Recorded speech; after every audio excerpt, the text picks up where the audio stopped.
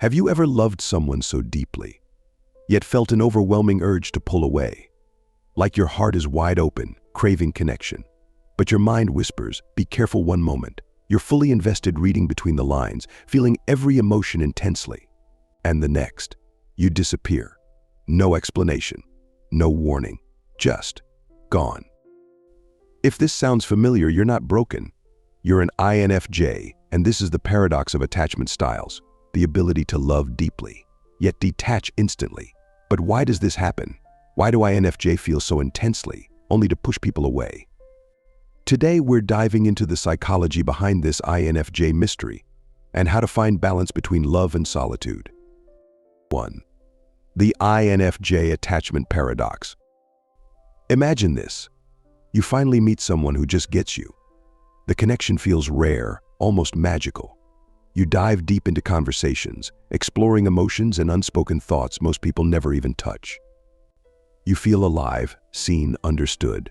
But then, out of nowhere, something shifts. Suddenly, the closeness feels overwhelming. Your mind starts analyzing every detail, every word, every possible red flag, even if none exist.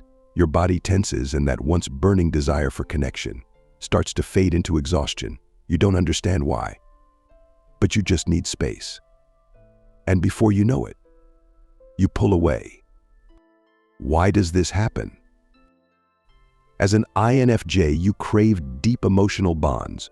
You don't do shallow connections, and when you find someone you connect with, you give it your all. But here's the paradox: your high sensitivity makes you absorb emotions too intensely. You don't just feel your own emotions, you feel theirs too. Their sadness, their joy, their doubts, it all seeps into your mind like a sponge. And that is exhausting. So what happens next? Your INFJ brain goes into self-protection mode. You start withdrawing, needing solitude to recharge. But to the other person, it feels like you're suddenly distant, uninterested, or even cold. They don't understand that it's not them. It's just how you survive. This is the INFJ attachment paradox, the never-ending cycle of craving connection, absorbing too much, and then needing to escape. It's confusing, painful, and sometimes it costs us relationships we truly care about. But why does this happen on a deeper level? Let's break down the INFJ experience with different attachment styles and how they secretly control the way we love and let go. 2. How INFJ experience different attachment styles. Have you ever felt like you're on an emotional seesaw? One moment, you're all in, craving that deep soul-level connection. And the next, something inside you just pulls away. Like a silent alarm going off in your mind, warning you that getting too close might hurt. That's because, as an INFJ, your attachment style plays a powerful role in how you experience love. And sometimes, it's the very thing that makes relationships so damn complicated. Imagine this. You finally meet someone who just gets you. No masks, no pretending, no explaining your every thought. They understand your silences just as much as your words. You feel safe, grounded, and for once you don't overthink every little thing. That's secure attachment. It's when you trust the connection without fear. You don't feel the need to analyze their texts, their tone, their pauses. You just know they're there. But let's be honest. How often does an INFJ truly feel this? It's rare because we're used to being misunderstood. Most people don't dive as deep as we do. And when we sense that disconnection, that's when our other attachment styles start to take over. You send a message, you see the read receipt, but no reply. And suddenly your mind spirals. Did I say something wrong? Are they losing interest? Should I have worded it differently? You start replaying every interaction, looking for clues, trying to predict their next move, because deep down, you're afraid of being abandoned.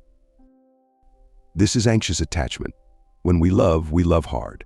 We pour our energy, our emotions, our entire soul into a connection. And when we don't get that same intensity in return, it creates uncertainty. And INFJ, we hate uncertainty. So we overthink, we seek reassurance, we give even more, hoping the other person will match our depth. But sometimes, that only pushes them further away. But what happens when the emotional weight becomes too much? When you start feeling drained instead of fulfilled? That's when the INFJ disappears. Maybe you've done it before, slowly replying less, distancing yourself, fading into the background without saying a word. It's not that you don't care, you care too much. But when a connection starts feeling overwhelming, your brain switches into self-protection mode. This is avoidant detachment. It happens when emotions become exhausting, when you feel unheard, or when the connection starts feeling one-sided. Instead of confronting it, you retreat, because deep down you'd rather suffer in silence than risk more emotional pain. So here's the paradox: INFJ want deep love, but we're also terrified of it. We crave emotional intensity, yet we push people away when it feels overwhelming. We overanalyze, we retreat, we chase, we detach, and sometimes we don't even understand why.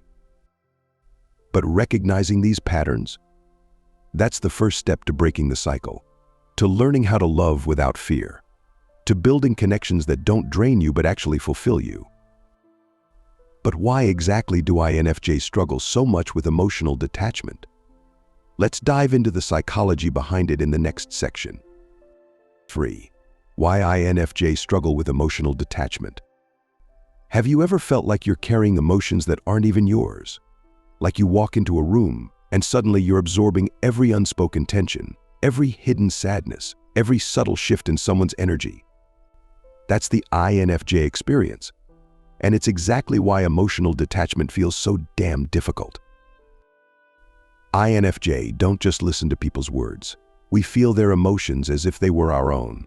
We pick up on the pain behind a smile, the hesitation in someone's voice, the sadness hiding in their eyes. And because we care so deeply, we instinctively try to fix, help, heal, even when it drains us. But here's the problem: when you absorb so much emotional energy, it's nearly impossible to set boundaries. How do you protect yourself from something that feels like an extension of your own emotions? How do you detach when every fiber of your being is wired to connect? And then comes the overthinking. INFJ don't just experience relationships, they analyze them. Every word, every silence, every shift in behavior gets processed like a complex puzzle. Why did they say that? Did I do something wrong? Are they pulling away? The mind loops these thoughts over and over until there are only two options: either cling harder in search of clarity or retreat completely to escape the emotional chaos. This is why INFJ either overinvest or suddenly withdraw. There's rarely an in-between. Either we love with every ounce of our soul or we disappear without a trace. It's not about playing games, it's survival. But underneath all of this is something even deeper: fear. The fear of being misunderstood.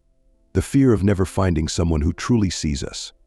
The fear that, no matter how much we give, we'll always be too much or never enough. So we struggle.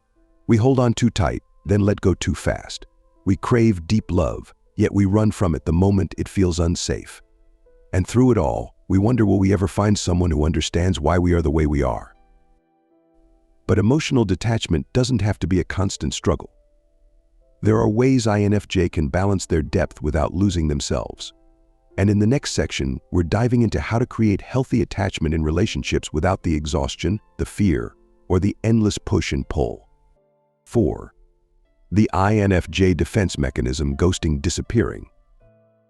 Have you ever suddenly felt the need to disappear? No arguments, no dramatic exits, just a quiet retreat into your own world. One day you're deeply invested, giving your time, your energy, your emotions, and then something shifts. The connection starts to feel heavy, overwhelming, like it's demanding more from you than you can give. And so, without warning, you pull away. To outsiders, it looks like ghosting, cold, confusing, unfair. But to an INFJ, it's self-preservation. INFJ don't leave because they don't care. In fact, it's usually the opposite. We absorb emotions like sponges, and sometimes the weight becomes unbearable. Conversations that once felt deep and fulfilling now feel draining. The connection that once felt safe now feels like a trap. And when we can't find the words to explain that feeling, when we fear that no one will truly understand, silence becomes our escape. It's not that we don't want to communicate. It's that our emotions run so deep, so layered, that putting them into words feels almost impossible. How do you explain that you love someone but need space? That you crave connection but feel overwhelmed by it? that their presence is both comforting and suffocating? So instead of explaining, we retreat, not because we want to hurt anyone, but because we don't know how to protect our energy without stepping away completely. And sometimes we don't even realize we're doing it. One missed text turns into two. One day without contact turns into weeks. And before we know it, we've vanished, leaving behind unanswered questions and confused people who don't understand why. But here's the truth: INFJ don't disappear because they stop caring. We disappear because we've given too much and have nothing left. It's our way of recharging, of reclaiming our energy in a world that constantly takes from us. So how do we stop this cycle? How do INFJ maintain deep connections without burning out or feeling the need to vanish? That's exactly what we're going to explore in the next section: how INFJ can create healthy attachment in relationships without exhaustion, without guilt, and without disappearing. 5. How INFJ can create healthy attachment in relationships. Have you ever felt torn between your love for someone and your need to be alone? Like your heart is pulling you toward deep connection, but your mind is screaming for space? As an INFJ, relationships can feel like walking a tightrope, balancing between giving your all and needing to retreat. But what if you could stay connected without feeling drained? What if you could have deep, meaningful relationships without disappearing? The key is learning how to create a healthy attachment style, one that allows you to love fully while still protecting your energy. First, INFJ need to communicate their emotional needs instead of retreating. Disappearing feels like the easiest solution when things get overwhelming, but it only leads to confusion and distance. Instead of pulling away in silence, try expressing what you feel, even if it's messy. Saying, "I need some space to recharge, but it doesn't mean I care any less," can make all the difference. Most people don't know what's happening inside an INFJ mind unless we tell them. Second, balance deep connection with personal space before reaching the point of exhaustion. INFJ often give too much in relationships emotionally, mentally, and even spiritually. But connection doesn't have to be all or nothing.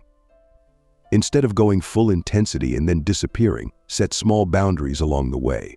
Taking intentional alone time, having personal projects, and maintaining your sense of self prevents burnout while still keeping the relationship strong. Finally, learn to recognize when detachment is a defense mechanism vs. a real need. Sometimes INFJ pull away because they genuinely need solitude, but other times it's fear. Fear of getting hurt, fear of being misunderstood, fear of losing control of our emotions. Before retreating, ask yourself, am I leaving because I need to, or because I'm afraid? If it's fear, pushing through discomfort might actually lead to a deeper, more fulfilling connection. Healthy relationships don't require you to lose yourself. They allow you to be fully present without sacrificing your peace. And for INFJ, finding this balance is the key to experiencing love that feels both deep and sustainable. Because at the end of the day, INFJ don't want to run forever. We want connection, we just need to learn how to hold on to it without losing ourselves in the process. If this video resonated with you, let me know in the comments. Have you ever struggled with this INFJ push and pull dynamic in relationships? Do you find yourself craving connection but needing space at the same time? And if you want more deep dives into the INFJ mind, make sure to like this video, subscribe, and turn on notifications so you don't miss what's coming next. Remember, being an INFJ isn't a curse, it's a gift. And when you learn to balance your depth with your boundaries, you can build relationships that are both fulfilling and energizing. Thanks for watching, and I'll see you in the next one.